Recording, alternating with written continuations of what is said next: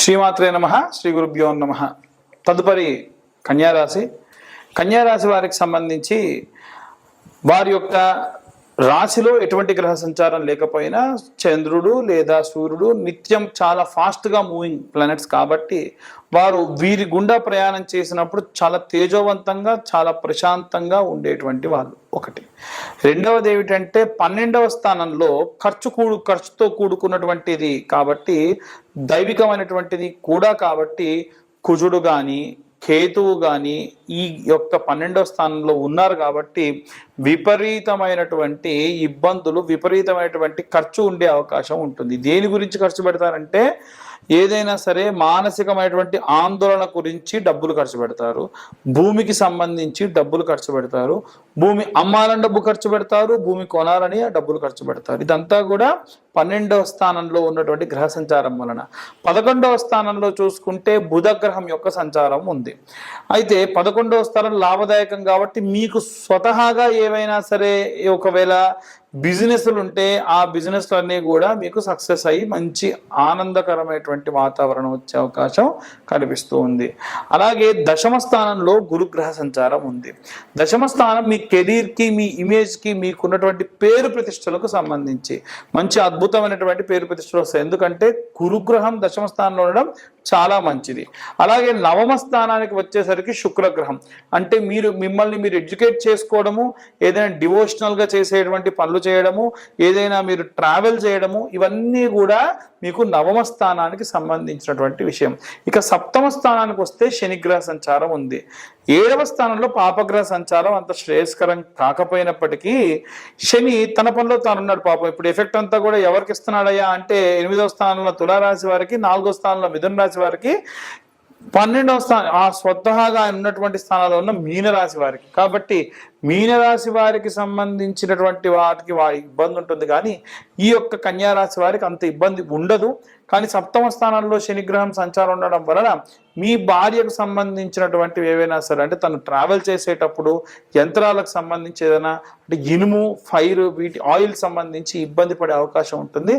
జాగ్రత్తగా ఉండాలి. ఇక ఎవరైతే 9వ స్థానంలో మనకు ఈ యొక్క 6వ స్థానం ఉంటే రాహుగ్రహ సంచారం ఉంది. 6వ స్థానము ఆరోగ్యానికి సంబంధించి అంటే మత్తు కాబట్టి ఏదైనా సరే ఏదైనా శరీరానికి మత్తిచ్చి ఏదైనా సర్జరీ కానీ కుట్లు కానీ వేసేటువంటి అవకాశం ఉంటుంది. చాలా జాగ్రత్తగా ఉండాలి. ఇక పంచమ, చతుర్థ, తృతీయ, ద్వితీయ స్థానాలన్నీ కూడా సూర్యగ్రహ చంద్రగ్రహ కలయికల వల్ల లేదా వాటి యొక్క కదలికల వల్ల వచ్చినటువంటివి కాబట్టి అంత ప్రశాంతంగా ఉంటుంది తప్ప ఎటువంటి ఇబ్బంది ఉండదు.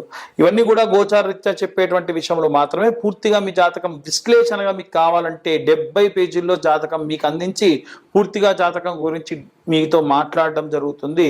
ఈ 2025 సంవత్సరంలో కేవలం 2025 రూపాయలు మాత్రమే ఛార్జ్ చేయడం జరుగుతుంది. ఇంకా ఈ నెలలో ఎవరైతే జాతకం చెప్పించుకుంటారో వారికి స్వయంగా హోమంలో పెట్టి పూజ చేసి ఇచ్చినటువంటి కరుంగలి మనం గిఫ్ట్గా ఇస్తా. మీకేం అవసరం అయ్యా మా గిఫ్ట్ ఇవ్వడానికి అని అనేవాళ్ళు కూడా ఉంటారు. ఎందుకంటే టైం బాగాలేదండి, అస్సలు బాగాలేదు. ఎంతో కొంత ఇది ఇచ్చిన తర్వాత మిమ్మల్ని జపం చేయమంటే చేసుకుంటారుగా, మీరు బాగుంటారని అంతకు మించి ఇంకేం లేదు. ఇవన్నీ ఇంకా ఎటువంటి రెమెడీస్ తీసుకోవాలనే విషయాన్ని ఇప్పుడు మనం తెలుసుకుందాం. జూలై నెల వరకు కూడా మనం ఎన్నో రకాలైనటువంటి అవాంఛనీయ సంఘటనలు ఈ సంవత్సర ప్రారంభం నుంచి కూడా చూస్తూ ఉన్నాం. వాస్తవంగా మాట్లాడుకోవాలంటే ఈ జూలై నెలకి శాపం ఉంది అని అంటూ ఉన్నారు. ఎందుకు తెలుసా అండి? ఈ యొక్క 2025 సంవత్సరానికి శాపం ఉంది అని అంటున్నారు. ఎందుకో తెలుసా?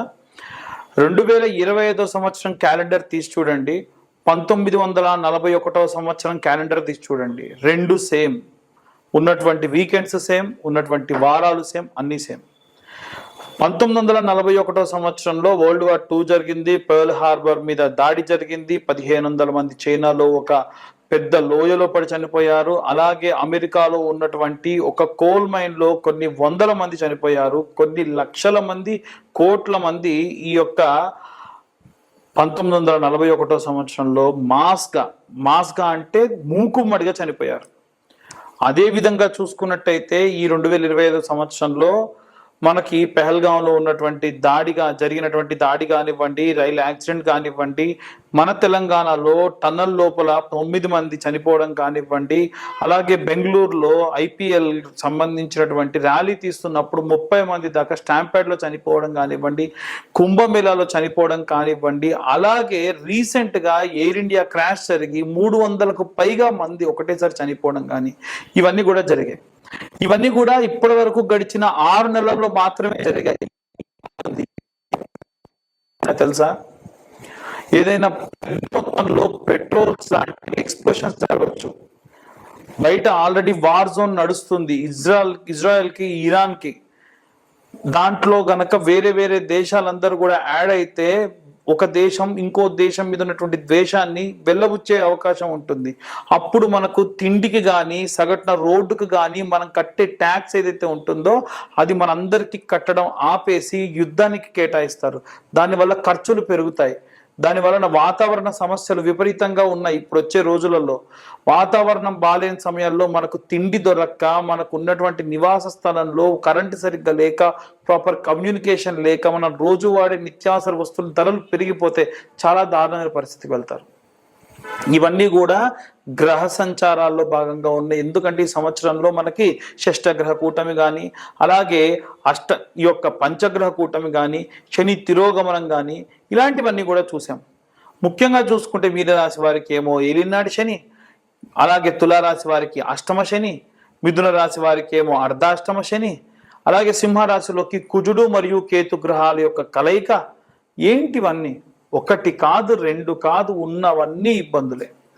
కాబట్టి ఈ జూలై నుంచి 2వ ఫేజ్ అనేటువంటిది స్టార్ట్ అవ్వబోతుంది. జరిగే డిజాస్టర్కి సంబంధించి అందరూ చాలా జాగ్రత్తగా ఉండండి. బయట వాతావరణం బాలేదు, మీరు ప్రయాణం చేయాలంటే ఆపేయండి. మీకు ఏదైనా నెగిటివిటీ అనిపిస్తుంది, ఏదైనా చేసేటప్పుడు, వెళ్ళేటప్పుడు, పని చేసేటప్పుడు వెళ్ళకండి. మెట్రో స్టేషన్లో ఏవైనా కూలి కింద ఉన్న వాళ్ళు ఎవరో ఒకరు చనిపోయే అవకాశం ఉంటుంది. ఈ వీడియో ఆన్ రికార్డ్ ఉంటుంది, చూసుకోండి కావాలంటే. మనకి ప్రమాదం ఎటువైపు నుంచి వస్తుందో తెలియదు. గట్టిగా గాలి దుమారం వస్తే హోర్డింగ్స్ పడిపోయి మనుషులు చనిపోయే అవకాశం ఉంది. సో చాలా జాగ్రత్తగా ఉండండి. ఉన్నటువంటి గ్రహ సంచారాలు ఏవి బాలేవు, ఎవ్వరికీ బాలేదు. నిత్యం ఇంట్లో ప్రతి ఒక్కరు హనుమాన్ చాలీసా, దేవి భాగవతము, లేకుంటే చాగంటి గారు లాంటి వాళ్ళు ఈ యొక్క సుందరాకాండ లాంటి పారాయణాలు చేశారు, అవి వినండి. రోజు మీరు ఏదో ఒక మంత్రం చదవంటే చాలా ఈజీగా ఉండే మంత్రాలు. పంచాక్షరి మంత్రము ఓం నమ శివాయ అన్న మంత్రం చదవండి. ఇలాంటి కరుంగలి మాలలు ఉంటాయి. వీలైతే కింద ఉన్న నెంబర్కి కాంటాక్ట్ చేస్తే ఈ కరుంగలి మాలలు మీ గోత్ర నామాలతోని పూజ చేసి మీ దాకా అందించడం జరుగుతుంది. అలాంటి కరుంగలి మాలలు జపం చేయండి. రోజు 108 జపం చేయండి. ఓం నమ శివాయ జపం చేసేటప్పుడు కర్చీఫ్ పైన కప్పుకోండి. ఎందుకంటే భూమి నుంచి ఆకాశం మధ్యలో ఎవరన్నా సరే అటు ఇటు కాకుండా తిరిగేటువంటి కొన్ని ప్రేతాలు ఉంటాయి. వాటి ప్రభావం వల్ల చదివిన మంత్రం శక్తి దీనికి కానీ మీకు కానీ రాదు. అలా 108 సార్లు ఓం నమ శివాయ మంత్రాన్ని రోజు పొద్దున కానీ సాయంత్రం ఏదైతే 2 పూటలు కానీ జపం చేయండి. అలాగే ఓం క్లీం కృష్ణాయ వాసుదేవాయ హరయే పరమాత్మనే ప్రణతక్లేశనాశాయ గోవిందాయ నమో నమః అన్న మంత్రాన్ని చదవండి. ఇలాంటి మంత్రపఠనాలు చేయడం వల్ల విపరీతమైనటువంటి శక్తి లభిస్తుంది. రైతులకు విపరీతమైనటువంటి నష్టం వచ్చేటువంటి అవకాశం ఉంటుంది. ముఖ్యంగా పత్తి రైతులకు కానీ, మిరప రైతులకు కానీ చూసుకుంటే వాతావరణంలో జరిగినటువంటి మార్పుల వల్ల, వచ్చినటువంటి వరదల వల్ల, తుఫాన్ల వల్ల మీ పంట నష్టం జరుగుతుంది. ఏదైనా సరే పంట కోతకొస్తే ఇంకా బాగా కాస్తుందేమో ఉంచుదాము అనుకునేలో పంట ఖరాబ్ అయిపోతుంది.